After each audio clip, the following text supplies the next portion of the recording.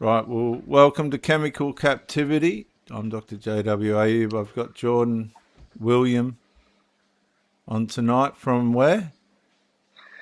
Uh, Previously from Central Coast, But where are you now? Gosford and surrounding areas. At the moment, I've relocated in my captivity and hardship. I've relocated to Sunshine Coast, Mooloolaba. Right, right. Tell us about your life before substances entered the picture. So this will be a bit of a follow-on from our last video we did, but maybe I'll go into a little bit more detail there. Chaotic upbringing, not much masculinity around. There were bits and pieces, but always stagnant and for short periods. Um, School wasn't really a thing. There wasn't much interest in that. How can there be when there's so much going on at home that you don't understand? And then that went on for as long as it did, from a young boy up until adolescence and teenage years, where there were gateway drugs like marijuana and alcohol, stuff like that, which then went on to other things through time and life and trial through life. What do you mean, other things? Heavier drugs, heavier substances. Yeah, right. Shit. Yeah. What, like, Methamphetamine. really? Yep. Yeah, right. Yep. And that's for me personally on here. Everyone's different in their substance issues, but some people struggle with alcohol, some people struggle with cocaine, some people struggle with marijuana. Mm. I've never struggled really with any of them until I started participating in the stimulant methamphetamine, and that was something that became a struggle. What, with the, how was your conscience with all that? Because I know you had a It, Christian background. my conscience was clear, Can you put your but head? You've got the top of your head chopped off. I want your. Yeah, you're cool there like that. You're cool. Yeah, that's and good. Yeah. yeah, my conscience was pretty clear, but that was under the understanding with myself that I wasn't, to my knowledge, my self harm wasn't hurting anyone else. Okay, But that's so your childhood had an impact, and there was emotional struggles present. Um, Looking back, what pain were you carrying? Do you think? I think there was a lot of grief and pain from the separation with Whose my family. separation? That would be with What um, separation? my son's mother. Oh, yeah, yeah, yeah, yeah, yeah, Yeah, yeah. and how I handled that, which I didn't really handle it well at all. I just drank a lot of alcohol and went to the gym and stuff like that. Became a functional, probably alcoholic, and you wouldn't Right. even know. Mm. You wouldn't have known back then because I maintained my health in that. I went to the gym. That was the mask I was wearing at the time.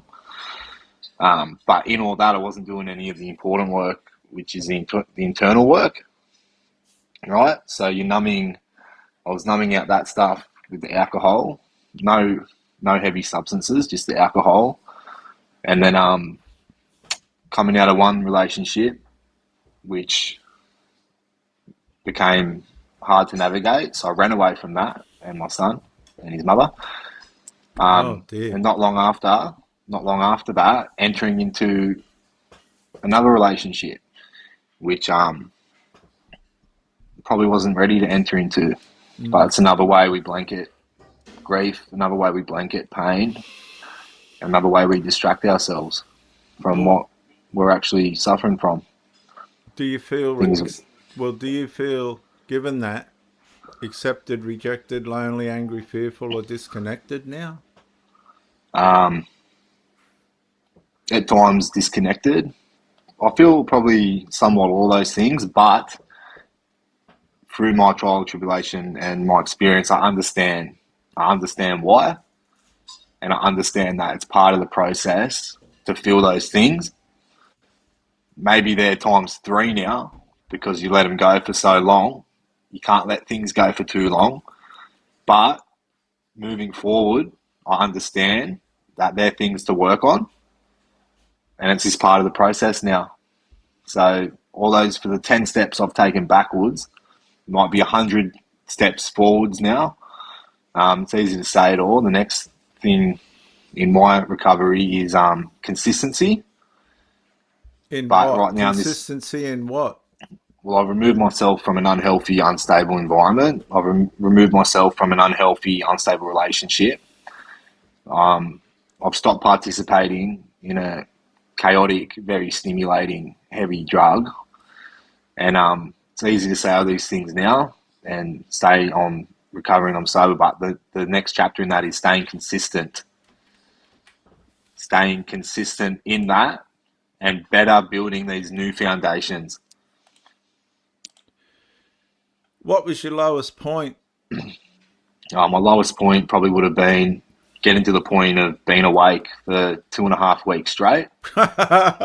Two Over and a a six half month, weeks straight. 2.5 weeks straight, not a wink of sleep. Over a Oh, 6 month period, maybe sleeping three times a week for a couple of how? hours. What? How do you do that? I couldn't tell you. That's where my mind was at. That's where I was at.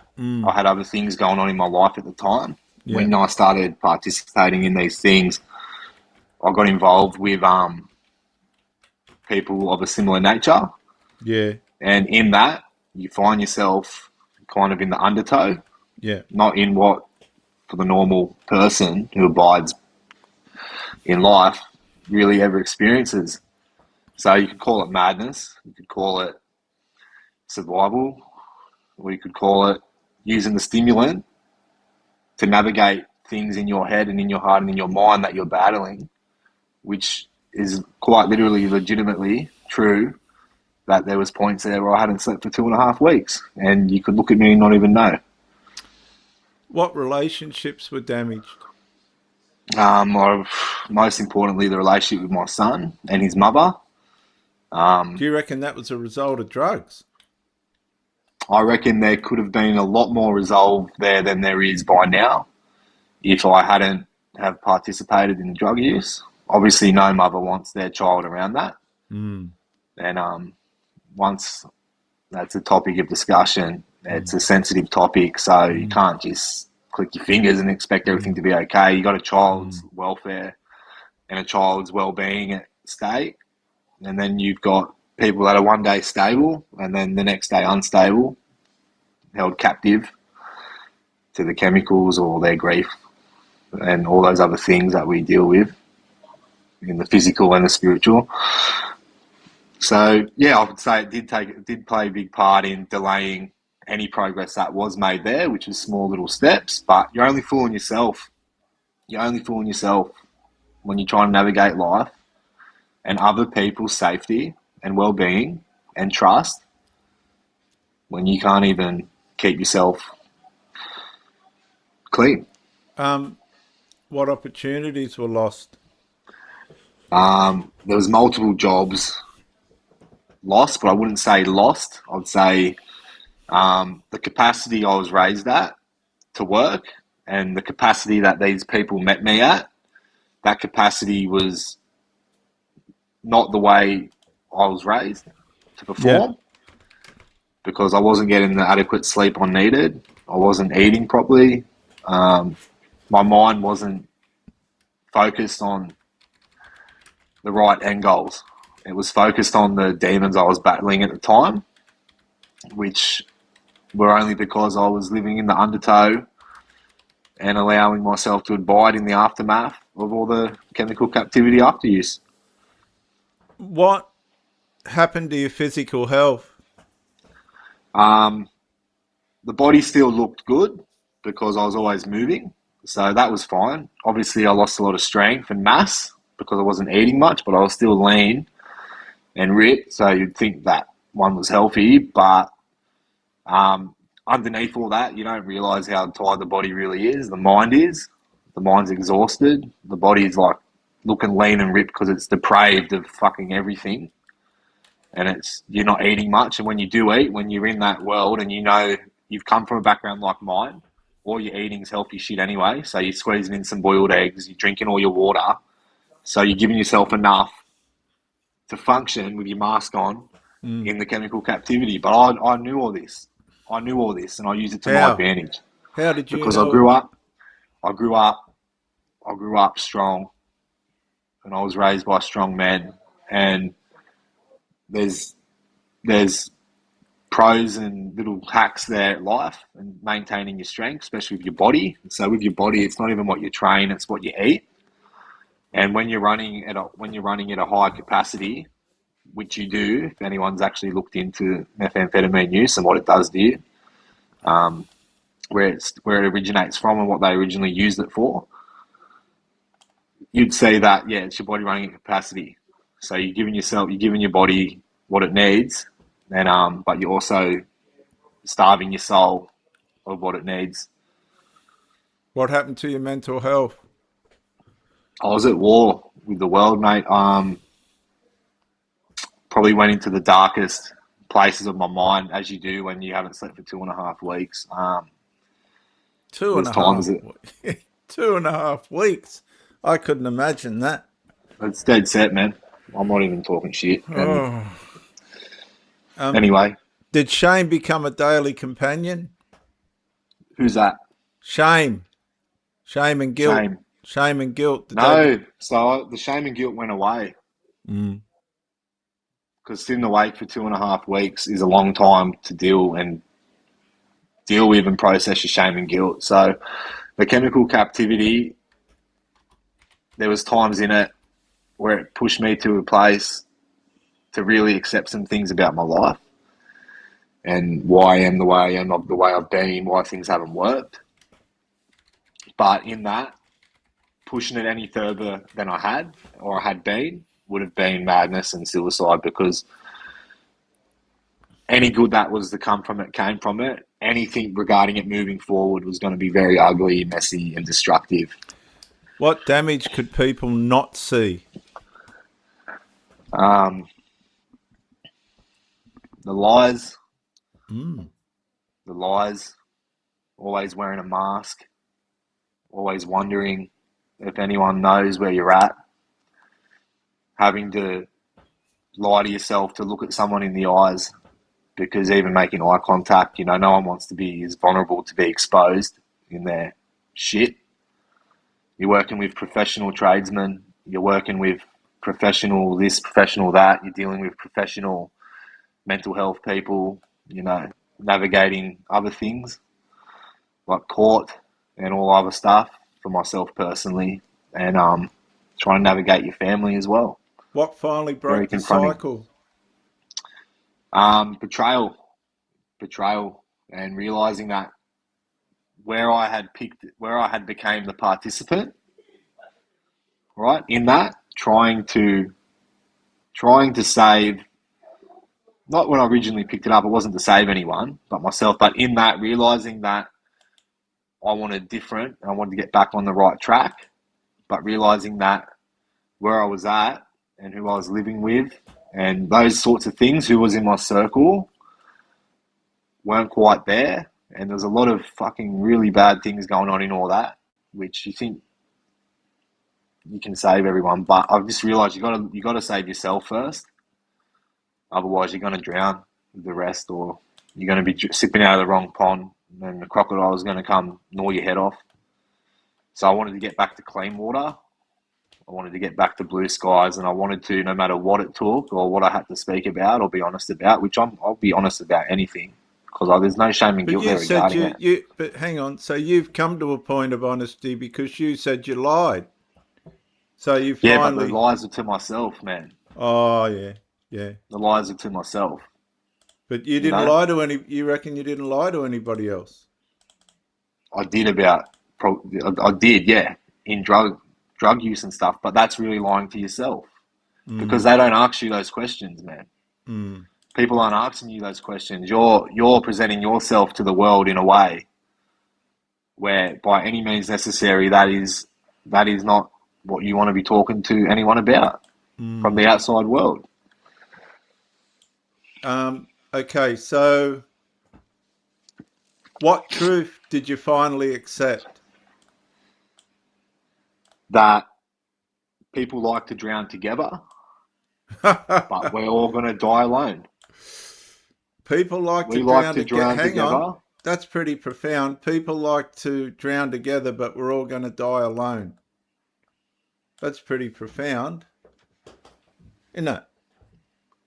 1 minute you're Elaborate. together. So what you're saying is you're all leading each other to a faster death, but when you get there, you're all on your own. When you start partaking in things like this, and to whatever extent you do, and there's other people out there that have suffered wounds, and they could be 10 years into it. They could be putting needles in their arm. Hold on. You've just, Needles in yeah, their yeah, arm, yeah, right? But yeah. you don't know these things, mate. Because I said, we lie to ourselves, and in lying to ourselves, we don't tell other people things, right? Mm, And but rather than sit there, look out the window on your own, right? mm, You're around people and you build connections with people. This could be a friend, it could be a partner, it could be whatever. mm, And in that connection and your own suffering, would you not rather suffer with someone you're comfortable with? mm, So you comfortably start drowning, but it's inevitable because our roads stay together, but they go like this, and people make promises they don't keep them. People tell you what you want to hear, that you're going to die alone. mm. We'll suffer together to die alone. And I didn't want to do that anymore. Okay, so looking back, what good thing did addiction initially pretend to be? Um, pace, pace. To, Pace. yeah, to stop grieving what I was grieving, to feel I was here, and to feel here, and my mind at a pace that was helping me put things together, but at the same time unwinding things that were together. Mm. There's a price to it. So What? it definitely, Sorry, Jordan. Go on. so it in times there, whether that be my own life experience or a little bit of both of that and the drug, it helped me with things. But as I said earlier, I also knew that enough's enough because where comes the fracture and the crack in our mask that we start fucking hurting the world. And that's what I seem to see from everyone else that I was around in that world.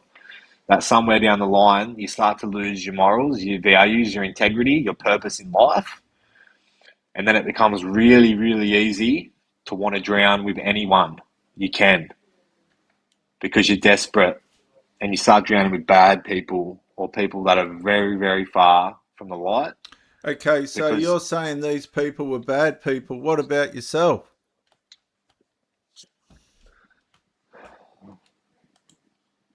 Were you bad?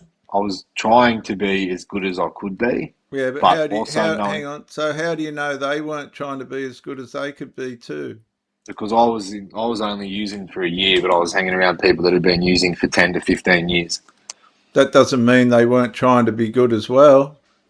Yeah, but I think how long can we run and how long can we wear that mask before it starts affecting things around us? Okay. So how long have you been free or on the Oh, road to recovery? so 2 weeks. Good. With two And weeks with one slip in between that, which was 2 weeks ago, and then before that 2 weeks. what do you mean So by but what do you mean by a slip? Just for a those that are relapse, hey, a relapse relapse into what? But back into chemical captivity, which one? Which drug though? Like, what are you talking about? methamphetamine. Right. Okay. Not a good drug. No, What does freedom look like now for you? freedom looks like struggle. Freedom looks like sacrifice. Freedom looks like boundaries. Freedom looks like honesty, accountability. Freedom looks like not letting my son down. And freedom looks like putting everything I've learned in the last year and a half and the rest of my life together to make this not a mistake, but to make it something that's going to mean something positive in the future. And I would love to, in time, when I'm well and I'm better, lead some young blokes, lead some young blokes Mm-hmm. in a better direction than I was. Not that I was, not for lack of good men in my life, but definitely for times that I needed that. So you I had physically strong men leading me in the wrong direction at times, out in the undertow. And if that makes sense, mm, yeah. because you appeal to those things. Basically bad influence. Trying to Bad find influences. an identity or an identity that's stuck to bad That's right. influence. Bad influence. Yeah, go on. But now there's aspects of myself, but that I understand. Like I'm rough around the edges and stuff like that, and it's just getting back into the Aussie Alpha mindset, which my mission statement was, which you helped me make many years ago. Sobriety. So did I fail, Sobriety. You didn't fail. I failed. or did we I both? failed. Did we both fail? No, I failed because I steered from the path. I let lust and distraction and drugs and all sorts of spiritual things delude me into believing that I was receiving what I needed, but I wasn't. I wasn't. I wasn't receiving what I needed. I was putting my trust and my faith and my energy into something that was slowly killing me. Okay, so what does freedom look like now? Freedom looks like accountability, honesty, boundaries, doing everything and anything I can do in my power to be someone my son can be proud of when he's ready. When he's ready, freedom looks like not chasing that because you can't chase things. You let them go. I've got to continue my healing. Freedom looks like understanding people better, human nature better, not listening to promises made at your face, taking and allowing time to understand where you are and what your place in that structure is, and confronting any fuckery that tries to get in the way of that, because you've got to stand firm on what you're fighting for in life. What It's a relationships have fight. what relationships have healed? There's been a tiny little bit of healing with my son's mother, but there's also been a lot of disappointment from me to her as well. What dreams have And returned? a lot of dreams have returned. Dreams of my health have returned. Dreams of business have returned. Dreams of helping young men have returned. Dreams of spreading positivity have returned. Faith has returned. Dreams of spreading the good word without pushing on people has returned. Dreams of leading by example and putting some honour back to my name and back to my family's last name has returned, because it's important. What's your family's last name? Ayub. Right. What is there a devil or isn't there a devil? Absolutely there is. And what are you most grateful for now? I'm most grateful to have the wisdom, the strength and the courage and the support to know that enough was enough. And if I stop this right now, all this nonsense right now, I can better steer someone in the right direction in the future. And I never, ever, ever have to pass this on to anyone else, because I never did, and I'm stopping it now. It was passed on to me. It was put in my hand. I'm never going to allow myself to put it in someone else's hand.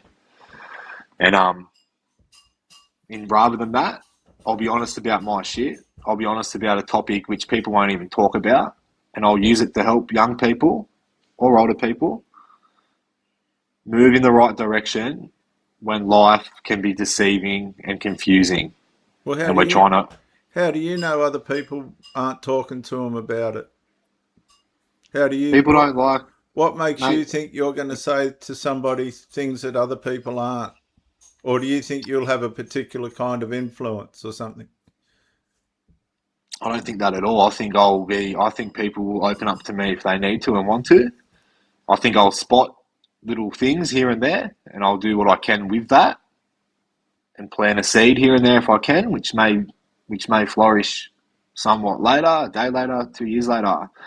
I think what I meant was some people who struggle with chemical captivity, there's a lot of shame and guilt there, and they don't want to talk about it, and they never do.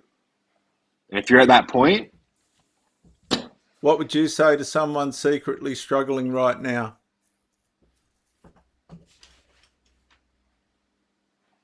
it's okay to reach out and ask for help, take someone else's hand.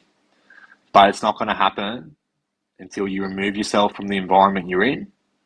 If it's an environment where everything's at your disposal, and it's not going to happen until you get the fuck out of that environment and get yourself sober and then start moving forward. And there's lots of programs out there, guys. There's Narcotics Anonymous. There's online programs. I just officially entered a program today. I'm 2 weeks sober. I've entered a drug and alcohol offenders program today, and that's for my accountability. That's for me. I'm proud of that. And that's for me moving forward. What would you say to a family member watching a loved one suffer? Don't give up on them. Don't enable them financially. Nothing like that. Don't give them any money. Nothing like that. But most of the time what we need is a bed to sleep in when we're ready for it, and a meal, and a friend. Not judgment, a friend. And the rest comes in. It's up to us. It's up to us at the end of the day. I was booked into 2 detox intakes when I was 6 months going straight every day. I didn't go to either of the intakes because I thought I was ready, but I wasn't ready. But I wouldn't admit that back then. I'll admit it now. I weaseled my way out of it because I was reveling in the darkness. Does that siren in the background frighten or startle you at all? Just out of curiosity. There's a warrant out for my arrest. There's a warrant out for my arrest as we speak. What for? What for? False. Yeah. Okay, fair enough. Now. Yeah. False allegations, one would say. Right. What is the one message you want the world to hear right now? Did that siren go past, or is it stopped out the front of your... Is that siren... That's not at your place, is it? No, it's not here. Right, okay. So what's the one message you want the world to hear? It'd be a psalm. The Lord is near to the brokenhearted. You finish it. I can't finish it. I'd have to look it up. You're a doctor in the Bible. Yeah, that doesn't mean I know a verse. Look, I failed at school. Give us a go. I'm stupid. Hurry up. The Lord is near to the brokenhearted. And even in our most emptiest places, He loves us. He loves us. And that's the thing about Christianity. It's not about intelligence. It's not about how much you know or what you can do. It's about who you know, and that's the Lord Jesus Christ. And I've got to second that big time, because I don't go to any church. I don't go to anything like that. But I have a beautiful relationship with the Lord, and it's knowing that when I need Him, He's there, and not to ask Him for anything, but to... You're not legging it. Just to get things clear, you're not legging it right now, are you? Oh, well, there's always a next plan. Okay, so closing question, just so you can jump the fence. If addiction is captivity, what does genuine freedom mean to you today? It means... One moment. It means that you got to put yourself first.